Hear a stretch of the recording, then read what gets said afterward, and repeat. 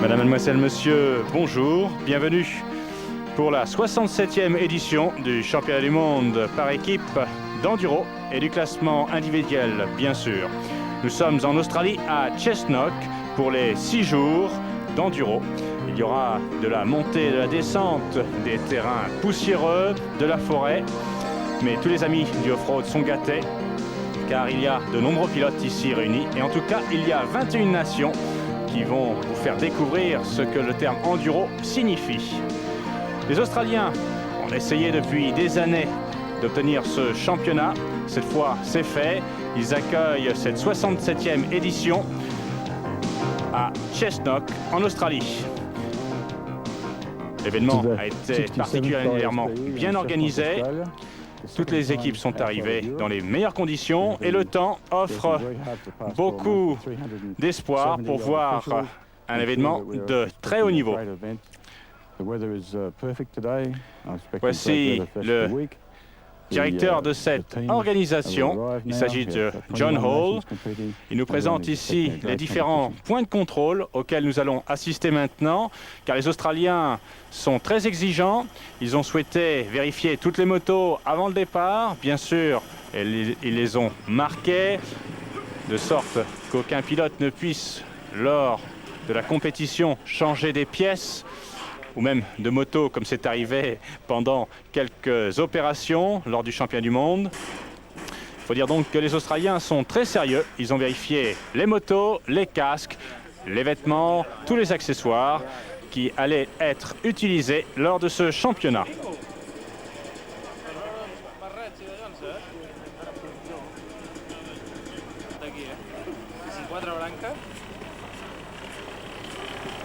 Tous les pilotes se préparent donc maintenant au spécial qui vont les attendre. 6 jours très difficiles. Ils connaissent, ils ont l'habitude. Ça va être prometteur. On les retrouve dès la cérémonie d'ouverture dans les rues de Cessnock. Les spectateurs étaient venus nombreux pour assister à ce défilé d'ouverture avec un style très olympique. Les voici qui défilent dans les rues principales de Cessnock. En tête, la fanfare et puis d'autres attractions en plein milieu de la rue. Toutes les nations défilent. Il y en a 21 en tout. Le championnat, je vous le rappelle donc, est composé de 15 équipes nationales qui vont concourir pour le gain du trophée. Il y a également 10 équipes juniors âgées de 23 ans maximum, alors qu'on découvre la nation française ici qui courait, mais sans malheureusement aucun succès cette année. Il y a aussi 62 clubs représentés, qui représentent l'élite de l'enduro.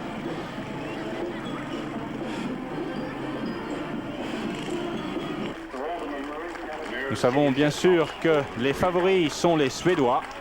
Ils vont être suivis de très près par les Italiens. On découvrira plus tard la confrontation entre ces deux pays dans ce programme. Et puis peut-être allons-nous avoir des surprises avec les Tchécoslovaques ou l'Allemagne. Et l'outsider, c'est bien évidemment l'Australie, accueillie ici à bras ouverts dans leur pays. La Nouvelle-Zélande a été emmenée par un mouton dans un caddie. C'était sympathique. Et nous allons peut-être être surpris par le Suédois Sven-Erik Jönsson. Lui-même qui pense donc, et voici d'ailleurs sa nation qui défile ici sous vos yeux. Cela fait 2 ans donc qu'il pilote dans ce championnat. Et il pense bien que les Australiens ont quelque chose à prouver ici. Nous verrons s'il a raison un peu plus tard dans le cours de ce programme.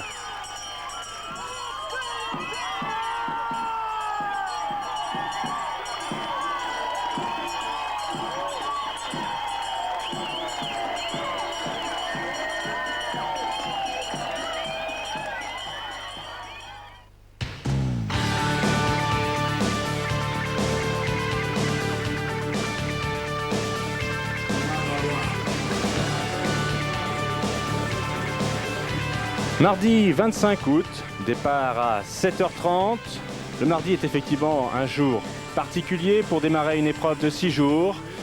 Mais les intérêts locaux ont demandé à ce que le départ soit reporté au mardi. Il y a en tout 375 pilotes au départ sur cette ligne tracée juste dans cette rue principale de Cessnock. Et toutes les minutes, il y a 3 pilotes qui sont lancés à travers la piste très poussiéreuse un peu plus tard de l'Australie. En tout, une distance de 1240 km. Et aujourd'hui, nous allons couvrir 250 km exactement. Les organisateurs ont souhaité faire un départ très calme, sans limite de temps, avec des spéciales plutôt accueillantes. Nous sommes donc partis avec le cross-country pour commencer, c'est la première journée, à travers les bois, dans une piste très poussiéreuse.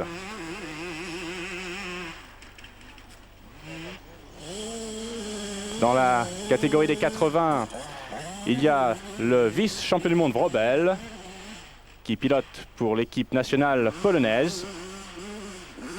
Petteri Silvan, lui, est de l'équipe finlandaise. Il est également en association avec le pilote champion Kari Tianen. Stefano Passeri, il veut une revanche personnelle face à Jeff Nilsson, qui en a fait de lui un vice-champion du monde. Jeff Nilsson, il veut essayer d'attraper le 4e titre de champion du monde. Le Finlandais Vienio sur la piste très sèche. Vous voyez comment se dégage la poussière derrière ses roues. Patrick Hess, le junior, fait partie de l'équipe nationale allemande. Et pour lui, c'est la 2e fois qu'il est sélectionné. Alfie Koss, le Sud-Africain, c'est sans doute lui l'homme plaque tournante de cette équipe. 4 fois champion du Roof of Africa Rally. David Armstrong, qui a obtenu de bons résultats pour son équipe dans cette spéciale. Voici Armin Sponsel, le vieux, comme on l'appelle, de cette équipe allemande. Et pour les Suisses, les espoirs sont reportés sur Danny Wirtz.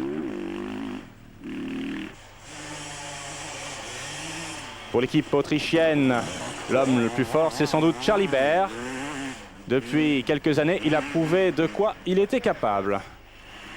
Aujourd'hui, c'est lui meilleur d'ailleurs dans son groupe de classe. Le Sud-Africain Dreyer passe à travers les pistes très sèches. Voici celui qu'on appelle le Fast Eddie. Il s'agit de Paul Edmondson. Il court pour le premier tournoi international en 250. Lui qui était l'ancien champion en 125. Heinz Kinnignarner, avec beaucoup de puissance, fait partie de l'équipe australienne. Un peu plus tard, voici Shane Watts pour les Australiens, avec un style très australien. Regardez, il fait l'extérieur et effraie les spectateurs.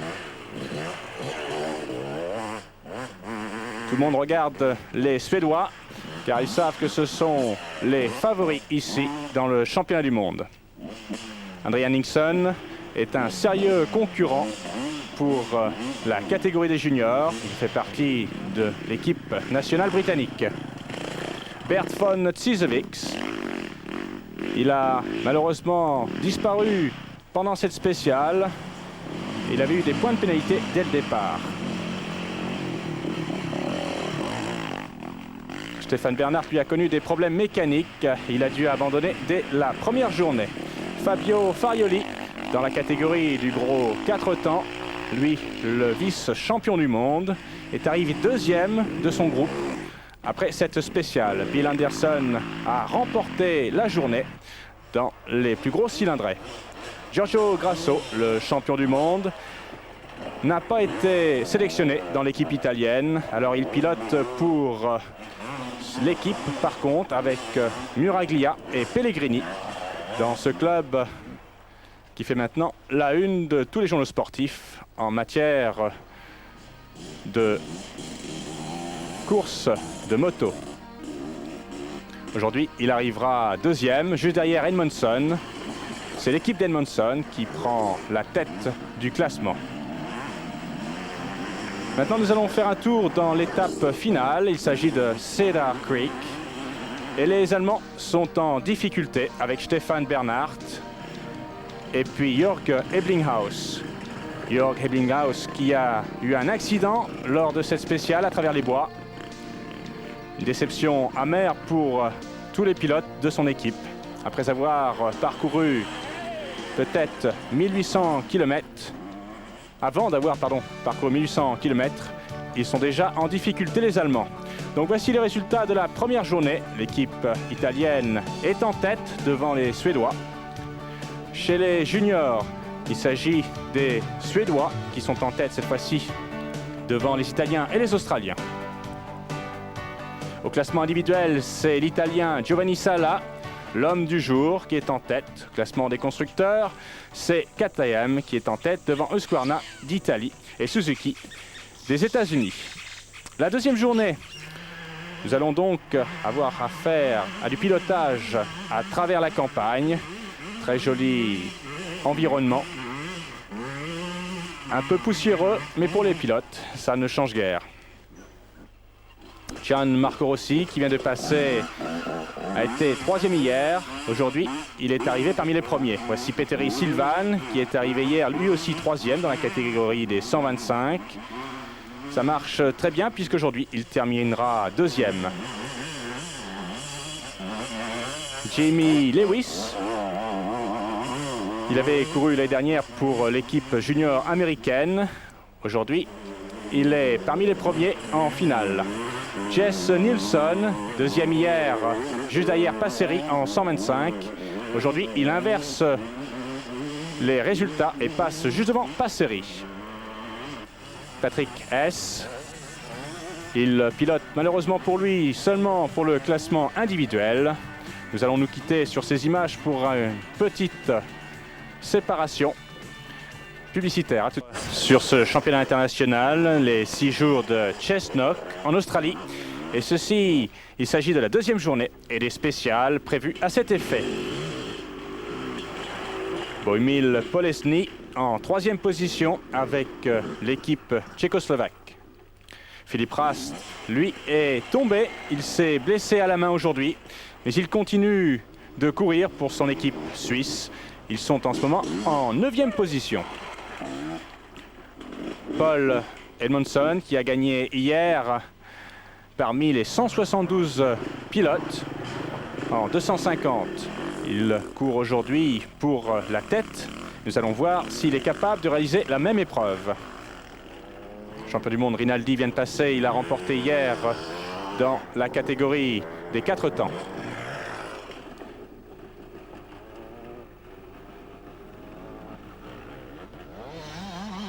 Jeff Nilsson a eu les meilleurs résultats dans sa catégorie en 125.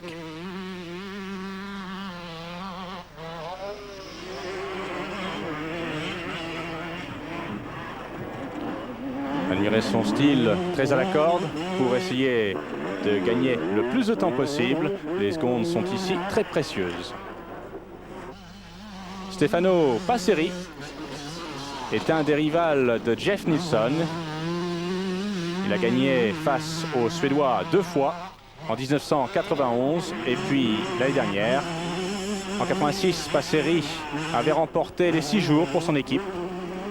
Ce qui est sûr, c'est que Stefano Passeri a un style très agressif.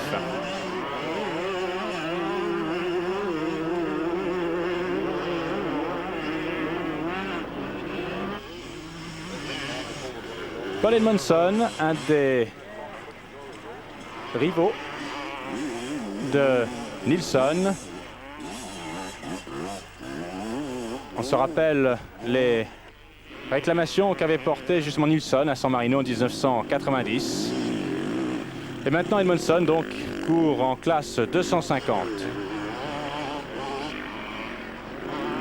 Rinaldi qui continue sa victoire après celle d'hier, il remporte celle d'aujourd'hui.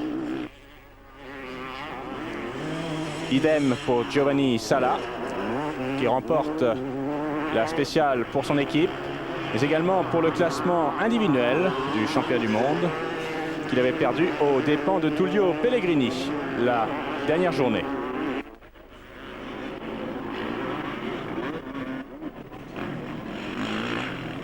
Fabio Farioli, il continue d'attirer l'attention des spectateurs sur lui avec son style très agressif. Il est évident que le sport a besoin d'hommes comme lui pour pouvoir promouvoir la discipline. Et c'est peut-être une coïncidence si les trois Italiens sont en tête du classement avec un style très agressif. Mais ce n'est pas une coïncidence si tous les trois pilotent des KTM. Nous sommes maintenant à Rothbury pour le Cross Country Test. Nous allons vous faire voir quelques impressions de terrain très poussiéreux.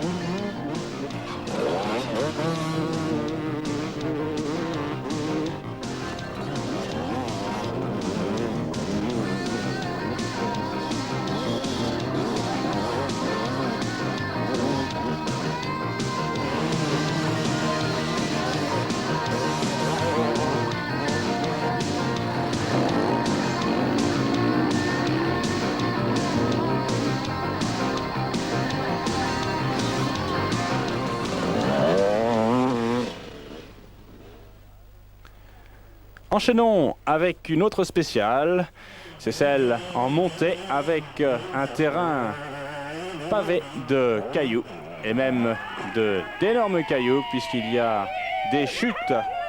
Cela pose quelques problèmes aux pilotes, cette ascension. Tous ne peuvent pas se permettre de passer aussi aisément que certains pilotes polonais tels Andrzej Tomicek.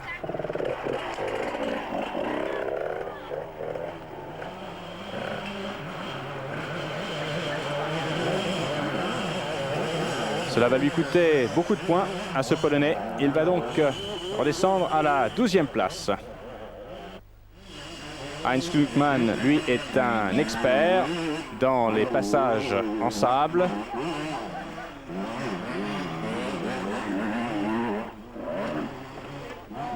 Par contre, Vladimir Buss, lui, de la CEI, n'est pas aussi à l'aise que d'autres pilotes, comme par exemple Stefano Passeri, que l'on nomme aussi la chèvre des montagnes d'Iseo.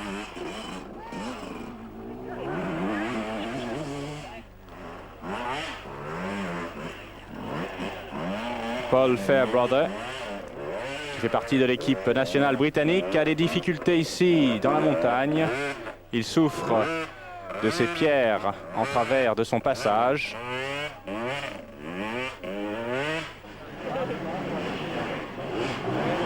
Un autre pilote qui a des difficultés et qui se bat avec beaucoup de bravoure, c'est Stefan Pośladko. Il court avec l'équipe autrichienne. Ils étaient hier 10e. Aujourd'hui, ils termineront 7e. Chris Dobb pour l'équipe sud-africaine. Ils ont perdu après un accident Trolip. Ils sont donc par conséquent derniers après cette deuxième journée.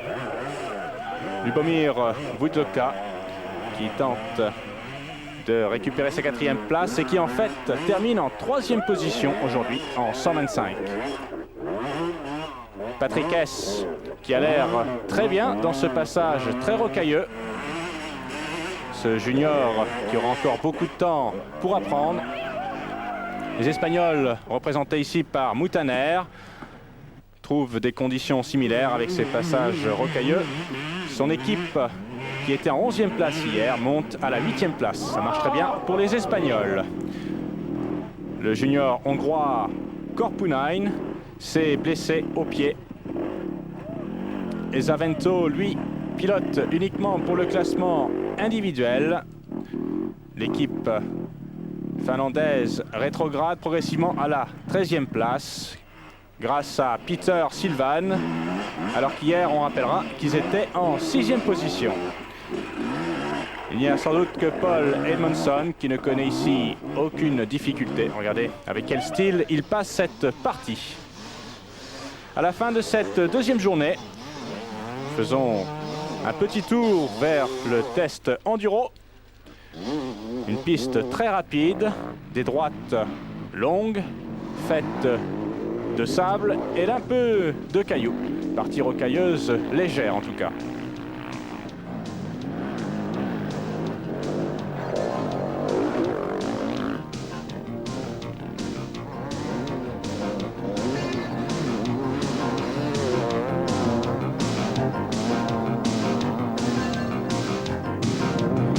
Et pour terminer, une image au ralenti de Fabio Farioli.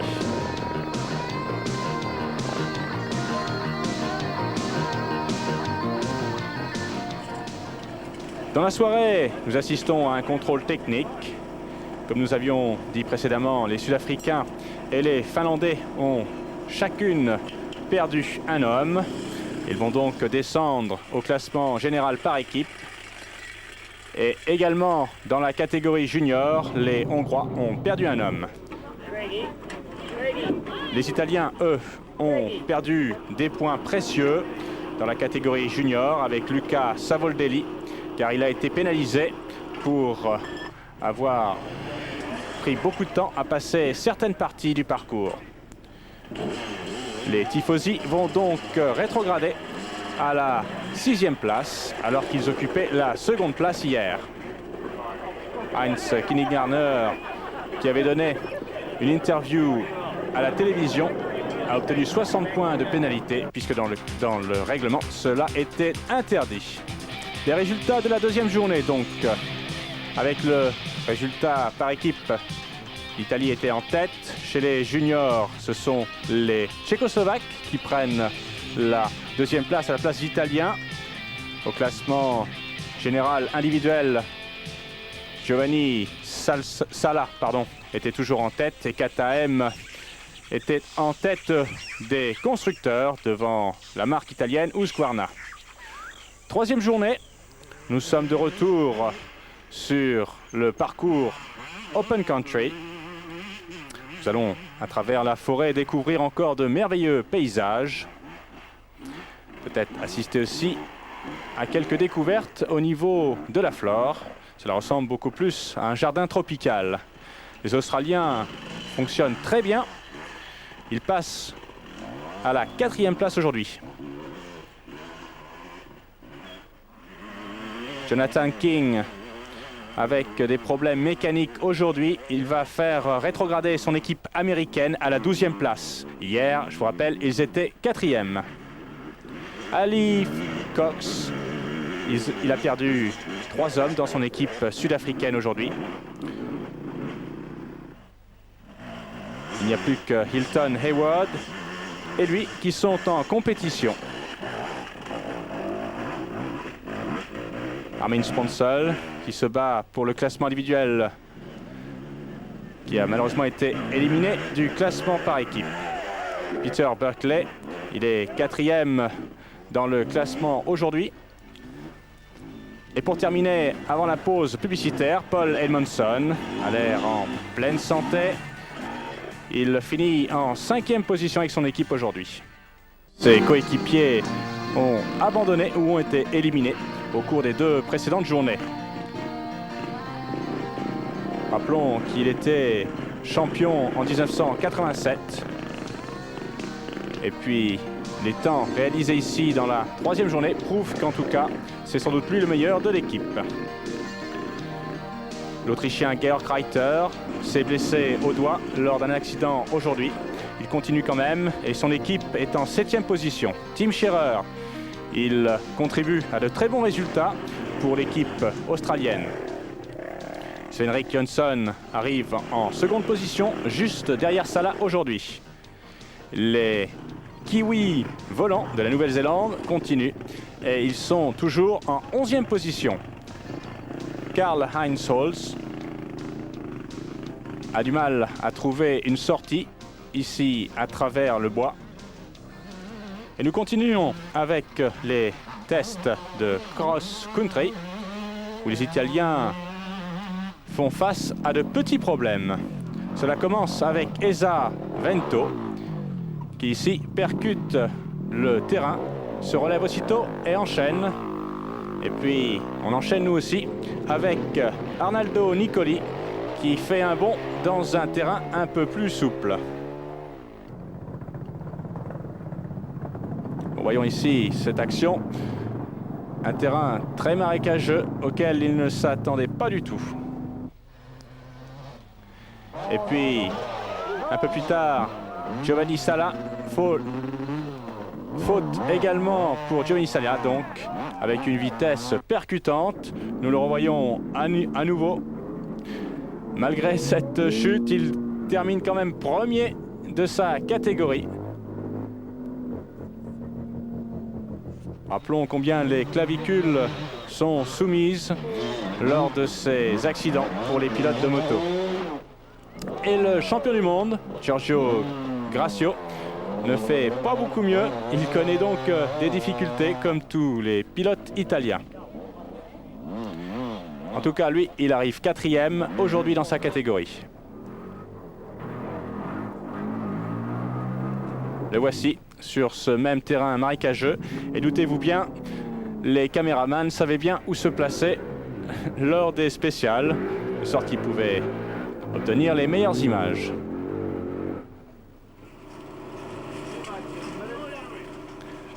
Dans la soirée, nouveau contrôle technique. Les Sud-Africains ont perdu 3 hommes aujourd'hui dans leur équipe. Alfie Cox et Hilton Howard sont maintenant tout seuls à parcourir sur les terrains australiens pour l'équipe sud-africaine. Les Finlandais ont perdu Jekslainen après avoir perdu Sylvain Petteri. Et je vous rappelle que le trophée du champion du monde consiste à terminer avec au moins 6 pilotes dans chaque équipe. Le champion du monde, Tullio Pellegrini, a connu une chute très difficile aujourd'hui. Il s'est blessé. Il a également heurté sa machine. Il va donc changer toutes les pièces. Malheureusement, il va être pris par les contrôleurs et il va donc être disqualifié. Voici les résultats de la 3e journée. La Suède prend la tête du classement. Les Tchécoslovaques toujours en 3e position. Et rien ne change pour les juniors. Dans le classement individuel, Sala est toujours en tête. Et KTM, idem, juste devant Husqvarna, la marque de constructeur italienne.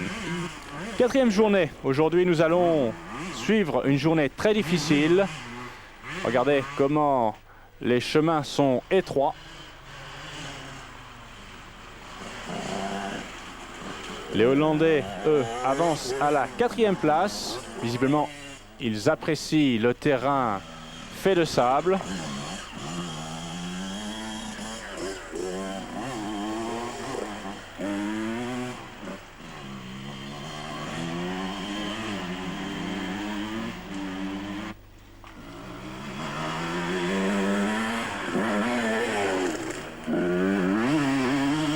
Patrick S qui passe ici sous vos yeux.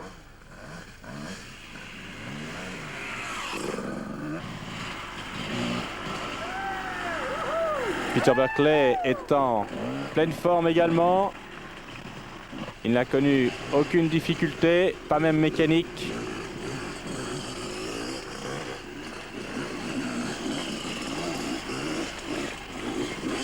Joachim Hendehal, il peut remporter aujourd'hui dans sa catégorie.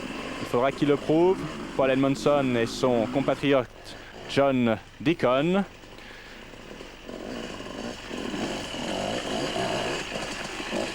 Apparemment, les Espagnols ont l'air d'apprécier ces conditions de parcours. Les voici qui arrivent maintenant en 3e position. Uwe Weber se bat admirablement. Il arrive aujourd'hui 5e. De très bons résultats pour lui. Un autre qui réalise de très bons résultats, c'est Sven-Erik Johnson. Aujourd'hui 3e dans sa catégorie. Les Suédois sont toujours en tête. En seconde position, c'est Godval Zdenek. Il fait partie, je vous le rappelle, du classement junior.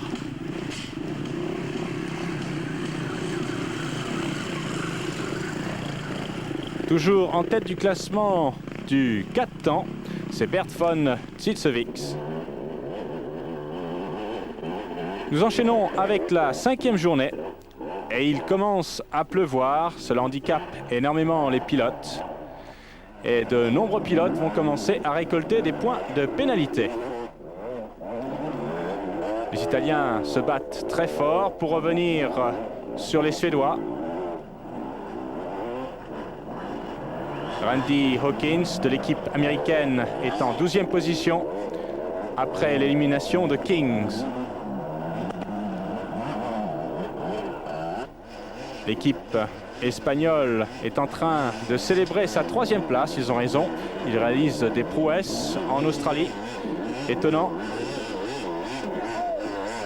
Les Hollandais vont passer de la 8e place à la 4e place. Très bonne promotion. Le meilleur résultat qu'ils aient obtenu, c'était celui-ci il y a de cela quelques années. C'était en Hollande, à Assen, lorsque les derniers 6 jours avaient eu lieu. Pour les Hollandais, dans le classement junior, c'est Horschut. Il a quelques problèmes avec le parcours rocailleux. Par contre, Carl Tilley, lui, il monte très bien.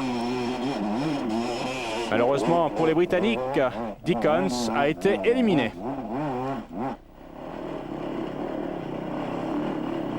Pour les Finlandais, l'homme le plus fort, c'est sans doute Joni Soren.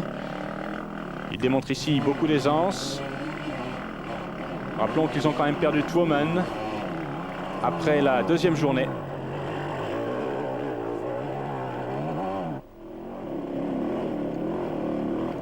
Urs Huber, avec un style de marché de canard. Faut pas leur envier leur position car ils sont quand même très réguliers, ces Suisses. Ils sont maintenant en 7e position. Bert von Zitzewicz en pleine montée. La puissance, c'est ce qui le caractérise. Il n'obtient aucune pénalité. Il est très bon aujourd'hui. 23 pilotes ont été retirés ou ont abandonné. Parmi eux, il y a Otakar Krotba, l'un des Tchèques. L'équipe tchèque va donc descendre à la 3e place.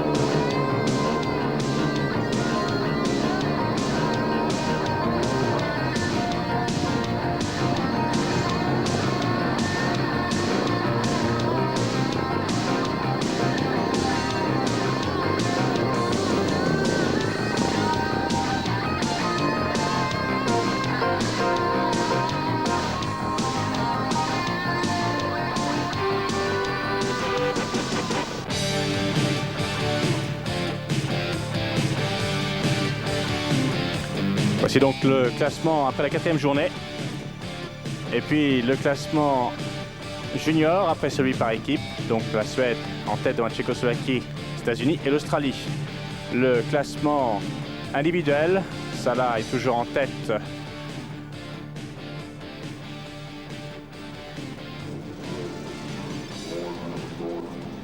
Nous sommes donc maintenant dans la 5e journée.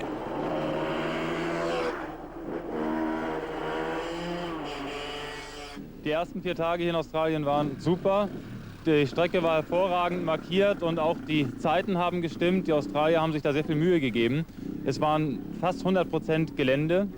Unsere Trophy ist leider am ersten Tag schon geplatzt. Ein Motorrad ist kaputt gegangen. Deshalb kämpfe ich jetzt in meiner Klasse um den Einzelerfolg und Da liege ich im Moment an 4. Stelle, aber ich hoffe, dass ich noch den 3. Platz erreichen kann. Today we start the 5th day and the Swedish Prophet team is in the leading.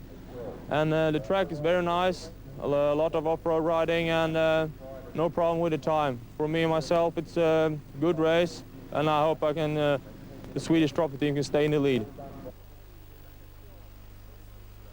Donc voici les impressions de l'équipe suédoise qui est en tête et en pleine forme, nous l'avons déjà signalé. Nous retrouvons donc les spéciales à travers la forêt, 227 km. Il y a déjà 1000 km pratiquement qui ont été parcourus. Nous arrivons tout doucement vers le stage final.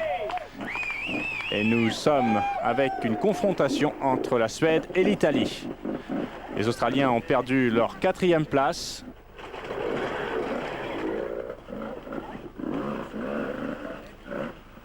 Les Suédois, avec 27 secondes d'avance sur l'Italie, veulent évidemment conserver leur position. Nilsson remporte la journée, encore une fois, dans sa catégorie. Le jeune Anders Eriksson est en tête du classement junior, parce que Alex Cox, lui, a rétrogradé. Joel Mitson, le junior britannique, est en 6e position.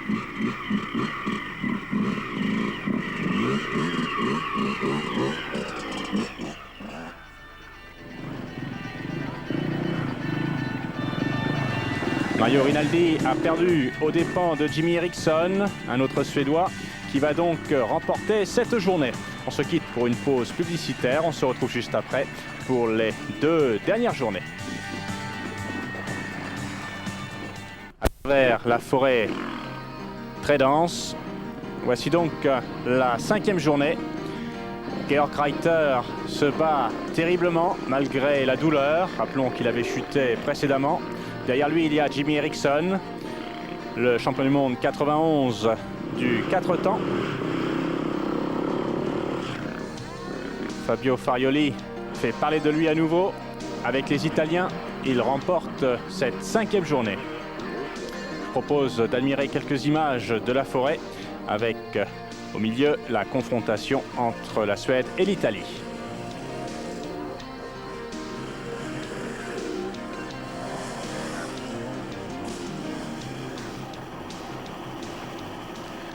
Et maintenant, le cross-tête de Rodbury Estate, les Suédois ou les Italiens qui seront champions du monde. Cela à la fin donc de ce programme pour être sûr. Mais en attendant, retrouvons Jeff Nilsson qui pourrait bien faire pour les Suédois la 3e victoire avec les derniers jours qu'il reste à parcourir. Stefano Passeri, lui, garde son tempérament. Il peut gagner dans la catégorie 125, juste avant Nilsson. Cela n'empêche, les Suédois sont en train de fondre progressivement. Les Italiens se font de plus en plus menaçants, avec à l'image Paolo Felegara qui arrive 3e en 250 et Joachim Endeal qui remporte aujourd'hui.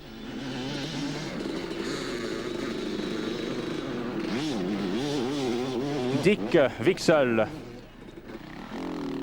est en 2e position, juste derrière Felegara. Et Edmondson est juste au milieu.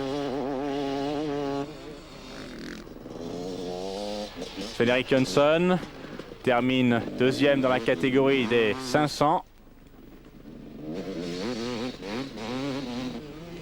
Giovanni Sala, il pilote ici en pleine puissance. Il remporte dans la catégorie des 500 pour son équipe. Ce qui donc influence énormément la position de leader des Suédois. Fabio Farioli attaque sérieusement. Il remporte du reste cette course dans la catégorie du 4 temps.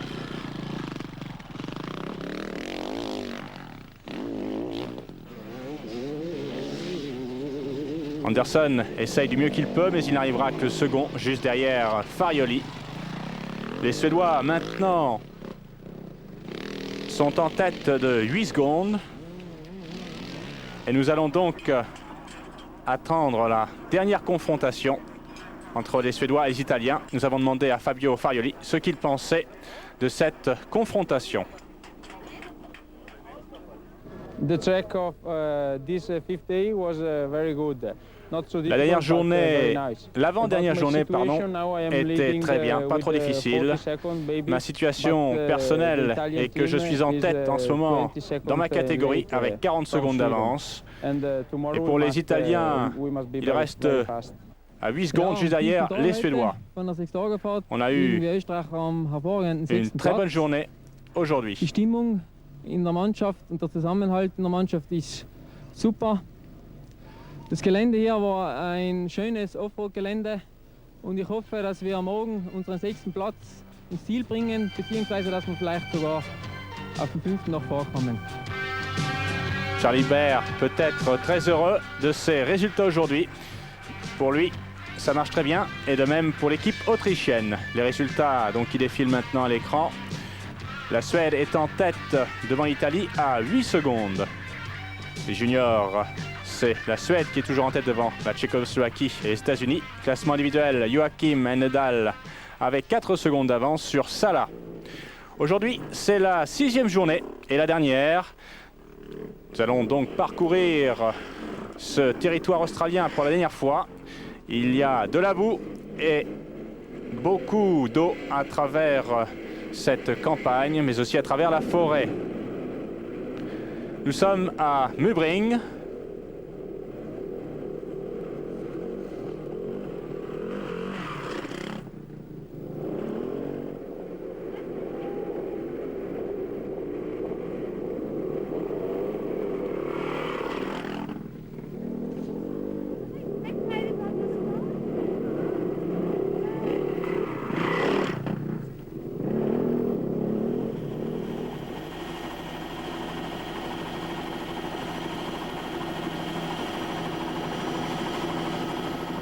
Vue aérienne de cette région de Mubring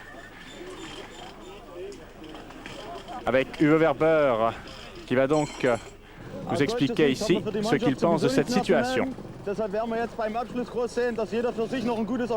Il pense donc que l'Italie devrait peut-être terminer devant les Suédois. Enfin, nous verrons ça un peu plus tard.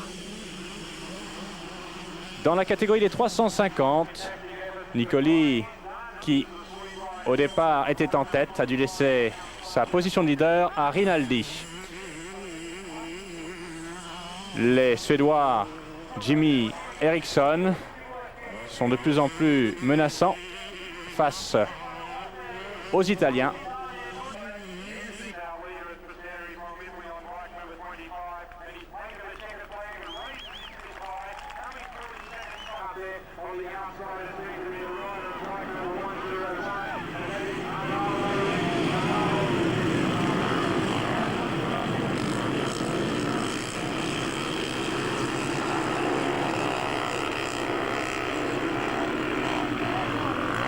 Et puis nous allons retrouver les leaders d'une autre catégorie. Il s'agit ici de Rinaldi qui est en tête. Et derrière lui, il y a Nicoli Eriksson avec le numéro 114 en 4e position. Un peu de bagarre ici entre Martin Schwarzenberger et l'Espagnol Rudy Albas. Les Suédois se rapprochent progressivement et vont pouvoir doubler Mario Rinaldi. Cela restera comme ça jusqu'à la fin. Eriksson en tête, juste devant 2 Italiens, Rinaldi et Nicoli. Cette fois-ci, les Suédois ont augmenté leur avance et cela, c'est définitif. Dans la catégorie des 500, les concurrents directs sont Giovanni Sala et Sven-Erik Jönsson. Jönsson on le sait, n'est pas un pilote de tout-terrain. Par contre, c'est le cas de Giovanni Sala.